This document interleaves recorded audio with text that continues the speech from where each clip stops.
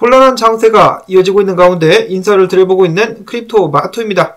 오늘 전세계 투자자들이 기다리고 기다렸었던 지난 FOMC 미팅에 의사록이 공개가 되었습니다. 해당 미팅에 참여를 했었던 연준 총재들 및 이사들 같은 경우는 지금 최근에 나왔었던 좋은 경제 지표에도 불구하고 올해 미국 경제 성장 속도 둔화가 심화되고 침체 국면에 접어들 가능성이 크다라고 언급을 했다라고 합니다. 그동안의 연준 의장이라든지 미국 대통령이 나와가지고 경제지표가 좋다, 미국이 경기 침체에 돌입할 확률은 극히 적다라고 장담을 했었는데 내적으로는 근심을 하고 있었다는 것을 알 수가 있는 부분인데요. 그렇기 때문인지는 몰라도 다수의 의원들 같은 경우는 금리 인상 속도를 늦추는 것이 긍정적이 될 수 있다라고 판단을 내렸다라고 합니다. 경기가 안 좋기 때문에 금리 인상 속도를 늦춘다라는 것이겠죠. 이렇게 되면은 다가오는 3월 같은 경우도 아무래도 0.25% 상승이 예상이 되지 않나라고 생각을 해볼 수가 있겠습니다. 자, 물론 인플레이션율 결과 발표에 따라 가지고 그 기조가 바뀔 수 있겠는데요. 만약에 인플레이션이 생각하는 것보다 떨어지지 않는다, 혹은 올라갔다 치면은 몇몇 매파적인 총재들이 이야기를 하는 것처럼 0.5포인트 상승 가능성도 있기는 하겠습니다. 한편 의사록에서 금리 인상 속도를 낮춘다는 발언이 확인이 됐음에도 불구하고 미국 달러 같은 경우는 여전한 강세, 그리고 미국 증시는 하락세를 보여주고 있었습니다. 큰 폭의 하락세는 아니지만은 주요 지지 구간을 지키지 못하는 것처럼 보이고 있어가지고 약간의 우려가 되고 있는 상황입니다. 비트코인은 어떻습니까? 23,810달러에서 거래가 진행이 되고 있는 상황. 이더리움 같은 경우는 1,600달러 선을 굳건하게 지켜주고 있는데요. 전체적인 장세 같은 경우는 역시 좀 불안불안하다라고 볼 수가 있겠습니다. 특히 달러의 강세, 증시의 약세가 비트코인의 힘을 계속해서 빠지게 만들고 있습니다. 상황이 이럼에도 불구하고 아시아 쪽에서는 왠지 좀 미래에 대한 기대감을 갖게 하는 소식들이 계속해서 나와주고 있는데요. 바로 홍콩에 관한 것입니다. 홍콩이 멍석을 깔자 글로벌 암호화폐 회사들이 군침을 흘리면서 홍콩 쪽에다가 사업 라이센스를 신청을 하고 있다. 그리고 번스타인의 보고서에 의하면은 홍콩 증권선물위원회 같은 경우는 보호를 위한 규제 방식을 취하고 있으며 이를 통해서 암호화폐 시장의 자본과 인재가 아시아로 이동할 수 있을 것으로 예측을 하고 있다라고 합니다. 미국과는 정반대의 길을 걷고 있다라는 것이죠. 미국 SEC 같은 경우는 암호화폐 기업들을 못 잡아먹어서 안달인데 홍콩 같은 경우는 보호하고 감싸주려고 하니까 당연히 인재들과 돈이 어디로 가겠습니까? 홍콩으로 가게 되겠죠. 글로벌 암호화폐 거래소들 역시 홍콩 시장 진출을 위해서 준비에 들어가고 있는 모양새들이 보여지고 있습니다. 그도 그럴 것이 다가오는 6월부터는 일반 투자자들도 암호화폐 거래에 참여하게 될 수 있으리란 그런 기대감과 함께 많은 자본들이 암호화폐 시장으로 들어올 수 있을 것이다. 그러면은 거래소들도 빨리 들어간 자리가 자리를 잡고 더욱더 많은 고객들을 유치를 할 수 있게 되겠죠. 홍콩 같은 경우는 여기서 그치지 않고 재무국장이 이렇게 이야기를 하고 있습니다. 암호화폐는 웹3 생태계에 상당히 중요하다. 이를 위해서 우리는 5천만 홍콩 달러를 해당 산업을 발전시키는데 사용하게 될 것이다 라고 이야기를 했습니다. 해당 지원금은 글로벌 웹3 포럼 진행, 청년 인재 육성 프로그램 등에 사용될 예정이다 라고 하고요. 홍콩 같은 경우는 암호화폐 산업 육성 전담 태스크포스까지 출범을 했다라고 합니다. 정말 진지하게 암호화폐 허브로 거듭나겠다라고 이야기를 하고 있는 것인데 중국이 이를 밀어주고 있다. 참 대단하다는 생각이 듭니다. 그런데 그와 동시에 한 가지 미심적인 부분이 있죠. 미국 같은 경우는 너무나 잘 알고 있을 것입니다. 암호화폐 산업이 4차 산업혁명의 중심이 될 수 있다는 것을 잘 알고 있을 것인데 이상하게 암호화폐 관련된 산업들을 해외로 내몰고 있습니다. 그와 동시에 중국 같은 경우는 홍콩을 통해 가지고 인재라든지 자본금을 막 유치하려고 하고 있는데 이거 마치 중국 쪽으로 밀어주기 하는 것이 아닌가라는 생각마저 들 정도인데요. 암호화폐를 금지시키기까지 했었던 중국이 이런 식으로 태도를 바꾸는 것도 참 희한합니다. 갑자기 말이죠. 정말 요즘에는 이상한 일들이 많이 일어나고 있다는 생각을 다시 한번 해보게 되고요. 이어서는 중앙은행들의 중앙은행이라고 볼 수 있는 국제결제은행의 우두머리가 또 헛소리를 했습니다. 법정화폐가 암호화폐 전쟁에서 승리했다라고 주장을 했다고 하는데요. 이 개소리를 계속해서 하고 있죠. 기술은 신뢰할 수 있는 화폐를 만들어내지 못한다. 정말이지 염치도 없는 헛소리꾼이다라는 생각이 드는데요. 자, 지금 전 세계에서 몸살을 앓고 있는 인플레이션이 왜 발생을 했습니까? 전 세계 중앙은행들의 무제한 양적 완화 때문인데 계속해서 헛소리를 하고 있는 이 두툼한 양반.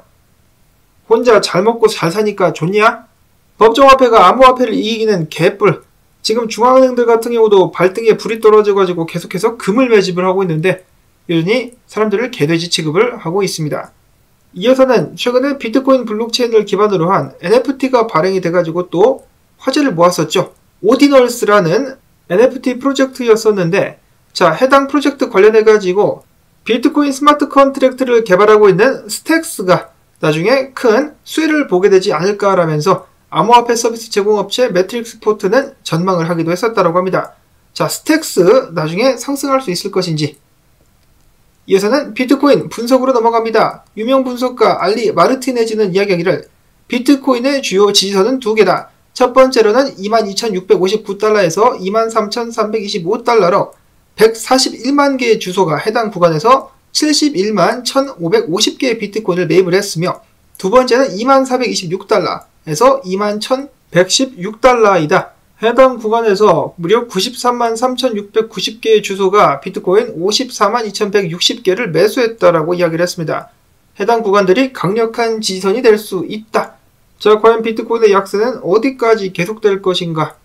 저스틴 베넷 분석가는 이야기하기를 지금 S&P 500 간당간당하게 상승 추세선에 매달리고 있는데 이게 뚫리면은 더욱더 하락할 수 있다라는 것이겠죠. 그럼 비트코인도 같이 떨어지게 될 수밖에는 없을 것 같습니다. 비트코인 같은 경우는 지금 현재 가까스로다가 해당 지지구간에서 지지를 받고 23,800달러까지 반등한 후에 와리가리를 때리고 있는 상황인데, 추가적인 반등은 가능할 것인가 아니면은 지속적으로 하락할 것인가? 로만 분석가 같은 경우는 비트코인이 일단 22,600달러 선까지 밀릴 것으로 보고 있었습니다. 이런 식으로 말이죠. 여기까지 떨어지게 될 것이다. 자, 이후의 움직임에 주목을 해볼 수가 있겠다라고 이야기를 했었고, 매크로 CRG 분석가 같은 경우는 그 전에 반등이 오게 될 텐데 지금 이 자리까지 올라왔죠. 그러면서 떨어지는 척하면서 이전 저점보다 약간 낮게 떨어진 다음에 반등해가지고 추가적인 반등 이어질 수 있을 것. 한마디로 해당 구간은 쉽게 깨지지 않을 것이다 라는 것이죠. 빠지는 척 하면서 들어 올릴 것이다. 저스틴 베넷 분석가도 해당 구간에서 상승 추세가 하나 있다라고 하는데요. 이런 식으로다가 반등할 수 있게 되지 않을까라고 보고 있었습니다. 가격대 23,000달러 초반대 반등할 가능성이 있다라고 하니까요. 관심 있으신 분들은 체크를 한번 해주시면 되겠습니다. 자, 그 반면에 트레이더 SG 분석가 같은 경우는 비트코인 반등 그런 거 몰라. 무조건 20,000달러 초반까지 간다. 라고 하면서 분석을 올렸습니다. 본인은 이런 식으로 숏을 치고 있다라고 이야기를 하고 있는 것이죠. 일단 FOMC 의사록이 공개된 후에도 시큰둥한 모습을 보여주고 있는 증시와 비트코인. 일단 대부분이 전체적으로 하방으로 가닥을 잡고 있는 가운데 어디까지 떨어질 것인지 주의 깊게 살펴봐야 되겠습니다. 이어서는 기타 소식들 준비를 해봤습니다. 코인베이스가 4분기에도 영업 손실을 내면서 4분기 연속 손실을 기록을 하고 있다고 합니다. 그나마 올해 1분기 같은 경우는 실적이 좀 나오지 않을까라는 생각 해보고요. 다음으로는 구글 클라우드가 테조스의 네트워크 검증 서비스에 참여한다는 소식이 나오면서 테조스가 어제쯤 올랐었죠. 자, 그랬다가 지금 시장이 전체적으로 가라앉고 있습니다.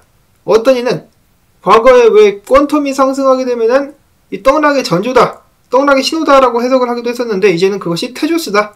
테조스가 상승을 하게 되면은 전체적인 떡락이 온다라는 신호다 라고 풀이를 하기도 했었다라고 합니다.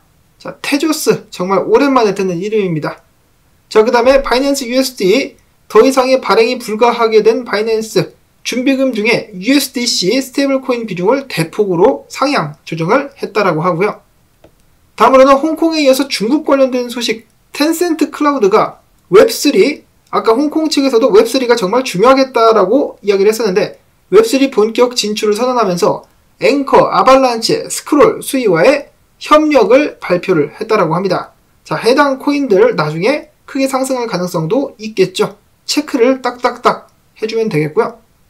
다음으로는 진리카가 e스포츠 단체인 PRQ와 파트너십을 맺고 블록체인 기반 NFT 멤버십 프로그램을 도입하기로 했다는 소식이 나왔었습니다.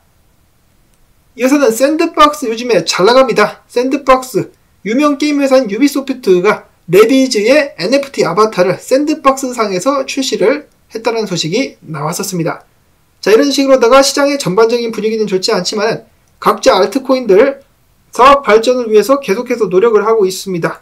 이럴 때일수록 어떤 알트코인들, 어떤 프로젝트들이 어떤 발전을 꾀하는지를 체크를 해놓고 있다가 나중에 줍줍할 때 참고를 해야 되겠죠. 자, 그러면은 비트코인의 계속적인 동향 살펴보기로 하시면서 오늘 영상 마무리를 짓도록 하겠습니다. 도움되셨다면 수고했다는 의미에서 시청료다, 광고 한 편만이라도 마지막까지 재생시켜주기 부탁을 꼭꼭 드리며 저는 다음에 새로운 소식 가지고 인사를 드리도록 하겠습니다. 안녕히 계십시오.